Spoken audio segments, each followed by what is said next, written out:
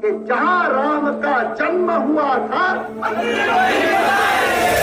आप नारा लगा रहे थे कि मंदिर वहीं बनाएंगे। राम जन्म स्थान के साथ हमारी जय पराजय जुड़ी हुई है।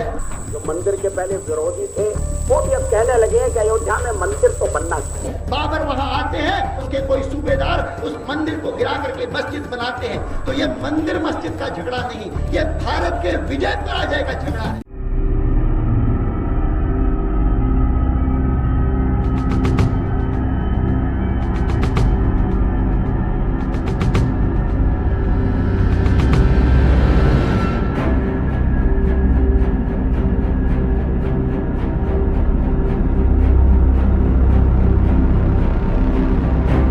नमस्कार, नवप्रवाह लाइव देख रहे हैं आप। आपके साथ मैं हूं नृपेंद्र कुमार मौर्य।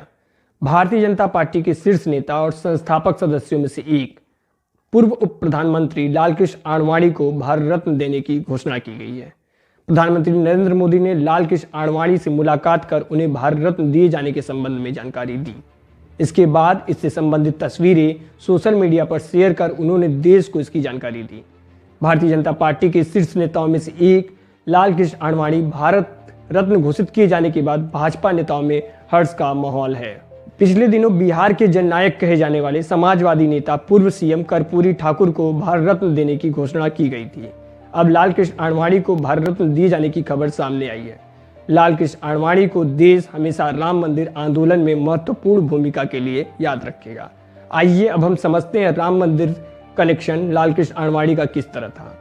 वर्ष 1990 में लालकृष्ण आडवाणी ने अयोध्या रथ यात्रा के साथ अपने राजनीतिक जीवन में एक ऐसे जन आंदोलन की शुरुआत की जिसका परिणाम आज सामने है। देश में राम मंदिर आंदोलन को जनता तक पहुंचने में लालकृष्ण आडवाणी की बहुत बड़ी भूमिका मानी जाती रही है। उनकी रथ यात्रा ने भाजपा और राम मंदिर आंदोलन दोनों को जनता के बीच स्थापित करने में भूमिका निभाई। पिछले दिनों उत्तर प्रदेश के अयोध्या में राम मंदिर के प्राण प्रतिष्ठा समारोह के दौरान लालकृष्ण आडवाणी को न बुलाए जाने के मसले पर खूब चर्चा हुई। उस समय उनको लेकर कई प्रकार के दावे किए जा रहे थे। हालांकि बाद में उनके स्वास्थ्य संबंधित समस्याओं की जानकारी सामने आई। लालकृष्ण आडवाणी प्राण प्रतिष्ठा समारोह में शामिल नहीं हो पा रहे थे। अब प्रधानमंत्री मोदी ने उनको भारत रत्न दिए जाने की जानकारी तो दी, तो भाजपा समर्थक फूले नहीं समा रहे हैं। 1980 में भारतीय जनता पार्टी का गठन किया गया। इसके बाद से पार्टी एक बड़े मुद्दे की तलाश में थी। वर्ष 1984 में जब विश्व हिंदू परिषद और आरएसएस ने राम मंदिर के मुद्दे को छेड़ा तो भाजपा ने भी इसमें रुचि लेनी शुरू की। 1984 के पहले लोकसभा चुनाव में पार्टी महज 2 सीट जीतने में कामयाब हुई। इस समय तक राम मंदिर का मुद्दा जनता तक नहीं पहुंचा था। इसके बाद अटल आडवाणी की जोड़ी ने राजीव गांधी के हाथ से राम मंदिर के मुद्दे की राजनीति समाप्त करने की रणनीति बनाई। पार्टी की ओर से लगातार राम मंदिर के मुद्दे को उठाया जाने लगा। वर्ष 1989 में इसका असर दिखा। 1989 में लोकसभा चुनाव में भाजपा 11.36% वोट शेयर हासिल करने में कामयाब रही। पार्टी ने 85 सीटों पर जीत दर्ज की, जिसमें आडवाणी की सबसे बड़ी भूमिका थी। केंद्र में विश्वनाथ प्रताप सिंह की सरकार बनी। ये एक अनोखी सरकार थी। इस सरकार को भाजपा ने भी समर्थन दिया था और कम्युनिस्ट पार्टी ने भी। हालांकि पर्दे के पीछे से कांग्रेस का खेल जारी था। जनता दल में सेंधमारी की कोशिश चल रही थी। भाजपा जानती थी कि ये बेमेल गठबंधन अधिक दिनों तक चलने वाला नहीं है। ऐसे में लालकृष्ण आडवाणी ने 1990 में रथ यात्रा का ऐलान कर दिया। सोमनाथ से 25 सितंबर 1990 को रथ यात्रा निकलने की तैयारी शुरू हुई। भाजपा तब सरकार का हिस्सा थी। प्रधानमंत्री वीपी सिंह इस रथ यात्रा के आयोजन को नहीं होने देना चाहते थे। आडवाणी की रथ यात्रा के तत्कालिक कारणों पर गौर करेंगे तो पाएंगे उस समय तक विश्व हिंदू परिषद ने राम मंदिर के मुद्दे को गरमा दिया था। लालकृष्ण आडवाणी ने अपनी छवि को बदला। भाजपा में आक्रामक राजनीति की शुरुआत उन्होंने की। लोकसभा चुनाव 1989 में सफलता के बाद अयोध्या मुद्दे को आडवाणी ने जोरदार तरीके से उठाया। विश्व हिंदू परिषद की ओर से 30 अक्टूबर 1990 को अयोध्या में कार सेवा की घोषणा हुई थी। इस दौरान लालकृष्ण आडवाणी ने सोमनाथ से अयोध्या तक रथ यात्रा का आह्वान कर दिया। सोमनाथ में निर्धारित 25 सितंबर 1990 को वे रथ यात्रा पर सवार हुए थे। स्वर्ण जयंती रथ पर सवार आडवाणी ने अयोध्या में राम मंदिर निर्माण का आंदोलन जनता तक पहुंचा दिया। स्वतंत्र भारत में यह पहला मौका था जब कोई भी राजनीतिक दल मंदिर निर्माण के लिए समर्थन मांग रहा था।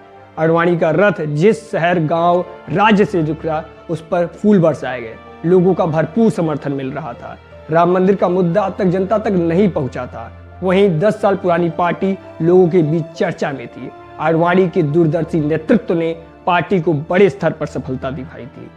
आडवाणी के रथ को बिहार के समस्तीपुर में तत्कालीन मुख्यमंत्री लालू प्रसाद यादव की सरकार ने रोक दिया था। ये जाने के बाद आडवाणी को बहुत बड़ी सफलता मिली। आडवाणी ने 1992 के बाबरी विध्वंस के दौरान अयोध्या में मौजूद रहकर इस घटना को रोकने का भी प्रयास किया था। हालांकि उन पर आरोप लगे, केस दर्ज हुआ, बाद में बरी हुए। देश की राजनीति में नरेंद्र मोदी की एंट्री आडवाणी की स्वर्ण जयंती रथ के सारथी के तौर पर ही हुई थी। ऐसे में आडवाणी और प्रधानमंत्री मोदी का संबंध काफी गहरा है। उनको भारत रत्न दिए जाने की घोषणा ने राम मंदिर आंदोलन के उन पलों को राम भक्तों के समक्ष एक बार फिर से ला दिया है। भाजपा ने अपने घोषणा पत्र में राम मंदिर का जिक्र किया था और आज उन्होंने उस राम मंदिर को जनता के लिए समक्ष पेश कर दिया है। लाल कृष्ण आडवाणी को भारत रत्न मिलने के बाद भाजपा के कार्यकर्ताओं में जोश, उमंग, उत्साह है। इस तरह लाल कृष्ण आडवाणी ने भाजपा को 2 सीटों से लेकर के आज 300 सीटों की पार्टी बना दिया है। इस योगदान के लिए, देश में की प्रगति में योगदान के लिए प्रधानमंत्री मोदी ने आज लाल कृष्ण आडवाणी को भारत रत्न देकर के घोषित कर दिया है। धन्यवाद। आगे की खबरें देखने के लिए और इस ऐसी ही तमाम जानकारियों के लिए जुड़े रहें हमारे साथ, देखते रहें नवप्रवाह लाइव। धन्यवाद, नमस्ते।